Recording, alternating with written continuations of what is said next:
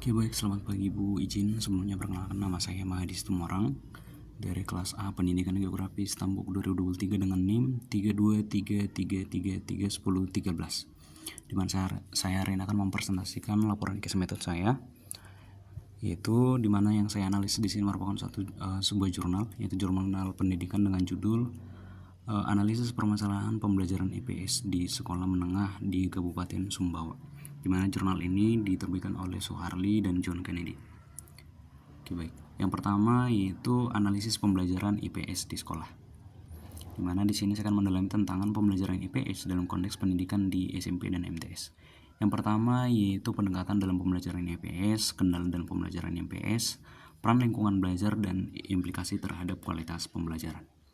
Kemudian yang kedua yaitu metode pembelajaran yang digunakan oleh guru IPS. Mengevaluasi efektivitas metode pembelajaran ceramah dalam pengajaran IPS, yaitu mengidentifikasi metode ceramah yang menganalisis dominasi metode ceramah dalam pengajaran IPS di sekolah serta dampaknya terhadap siswa. Kemudian yang kedua yaitu mempengaruhi terhadap efektivitas pengajaran. Yang ketiga yaitu alternatif metode pengajaran. Yang keempat yaitu perbandingan dengan metode yang lain. Yang ketiga itu perbandingan metode diskusi dan tanya jawab dalam pembelajaran IPS, di mana metode diskusi yaitu menganalisis manfaat penggunaan metode diskusi dalam meningkatkan pemahaman konsep IPS kepada siswa. Yang kedua yaitu metode tanya jawab, di mana hal ini dapat mengevaluasi efektivitas metode tanya jawab dalam mendalami topik-topik IPS secara aktif. Dan yang ketiga yaitu keterlibatan siswa, yang dengan menilai seberapa jauh masing-masing metode dapat meningkatkan keterlibatan motivasi siswa. Kemudian yang berikutnya itu meneliti penggunaan metode pembelajaran berbasis masalah untuk meningkatkan interaksi siswa, di mana yang pertama yaitu definisi pembelajaran berbasis masalah, di mana menguraikan konsep dasar dalam pembelajaran berbasis masalah serta keuntungannya dalam pembelajaran IPS. Kemudian yang kedua itu penerapan dalam kelas, meneliti penerapan metode pembelajaran berbasis masalah di lingkungan kelas dan tantangan yang dihadapi. Kemudian yang ketiga itu interaksi siswa, dengan menganalisis bagaimana metode ini dapat meningkatkan interaksi dan kolaborasi antar siswa, dan serta dampak jangka panjangnya yaitu mengevaluasi dampak jangka panjang dari pembangunan metode pembelajaran berbasis masalah terhadap penguasaan konsep IPS.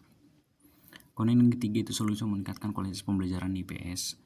Yang pertama yaitu melakukan pelatihan berbasis kompetensi untuk guru, di mana dalam program pelatihan yang dirancang untuk meningkatkan keterampilan dan pengetahuan guru IPS dalam mengimplementasikan metode pembelajaran yang inovatif. Kemudian yang kedua yaitu penguasaan metode pembelajaran yang inovatif, di mana guru perlu melatih dan dalam metode pembelajaran yang berpusat pada siswa seperti PBL dan PCBL untuk meningkatkan interaksi dan pemahaman siswa. Yang ketiga itu perlu adanya peningkatan kualitas media pembelajaran, di mana dengan adanya pelatihan juga harus mencakup pembuatan media pembelajaran yang menarik, relevan, dan sesuai dengan kebutuhan siswa. Dan yang keempat yaitu evaluasi dan umpan balik dari peserta pelatihan, di mana sistem evaluasi yang baik untuk mengukur efektivitas pelatihan serta memberikan umpan balik untuk perbaikan di masa depan. Yang berikutnya itu interaksi pemanfaatan teknologi dalam pembelajaran IPS, yaitu dengan mengintegrasikan teknologi informasi serta audiovisual dan aplikasi pendidikan untuk menarik perhatian siswa dalam belajar IPS.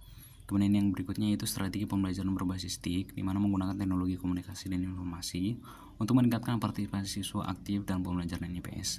Dan yang ketiga yaitu pengembangan konten interaktif, di mana dapat membuat konten pembelajaran yang interaktif dan mudah diakses melalui platform digital untuk meningkatkan minat dan kemampuan siswa.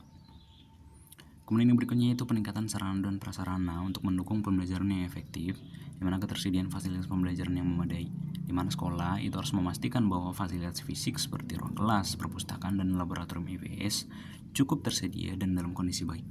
Kemudian yang kedua itu akses internet yang andal, di mana ketersediaan akses internet yang cepat dan stabil sangat penting untuk mendukung pembelajaran berbasis teknologi di kelas IPS. Yang ketiga yaitu SAPRAS yang mendukung kegiatan pembelajaran, di mana memastikan bahwa peralatan dan sumber daya yang diperlukan untuk pembelajaran IPS tersedia dan dapat diakses oleh siswa dan guru. Kemudian yang terakhir itu peningkatan kualitas sarana dan prasarana, di mana sekolah perlu melakukan evaluasi secara berkala terhadap sarana dan prasarana untuk penjamin relevansi dan kualitas dukungan terhadap pembelajaran. Yang keempat yaitu peran lingkungan dan media dalam pembelajaran IPS, yaitu pemanfaatan lingkungan sekitar sebagai media pembelajaran IPS yang efektif, yaitu mengintegrasikan lingkungan dalam pembelajaran IPS, yaitu menggunakan lingkungan sebagai sumber belajar yang relevan untuk meningkatkan kemampuan siswa terhadap konsep-konsep IPS. Kemudian yang kedua itu meningkatkan keterlibatan siswa melalui pengalaman nyata, di mana pengalaman belajar langsung di lingkungan sekitar dapat meningkatkan motivasi dan minat siswa dalam belajar IPS. Yang ketiga itu mengatasi kendala dalam pemahaman lingkungan dan identifikasi terhadap solusi terhadap kendala yang dihadapi guru dalam mengintegrasikan lingkungan ke dalam proses pembelajaran IPS. Kemudian yang keempat yaitu manfaat pembelajaran kontekstual dalam IPS.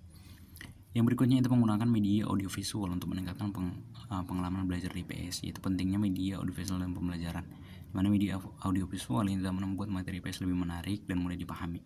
Kemudian yang berikutnya itu menggunakan berbagai jenis media seperti video, animasi, dan presentasi untuk meningkatkan interaksi dan daya tarik dalam pembelajaran. Dan yang ketiga itu mengembangkan metode yang efektif untuk mengintegrasikan media audiovisual dalam pembelajaran IPS agar mencapai tujuan pembelajaran. Kemudian yang berikutnya itu memperkenalkan alat peraga dalam pembelajaran IPS untuk menarik perhatian siswa.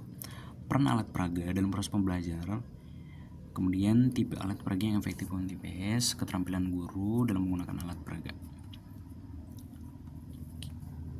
Oke, baik. Memperkenalkan alat peraga dalam pembelajaran IPS untuk menarik perhatian siswa, di mana dampak positif alat peraga terhadap siswa, di mana penggunaan alat peraga dapat meningkatkan konsentrasi siswa serta pemahaman mereka terhadap materi pembelajaran IPS.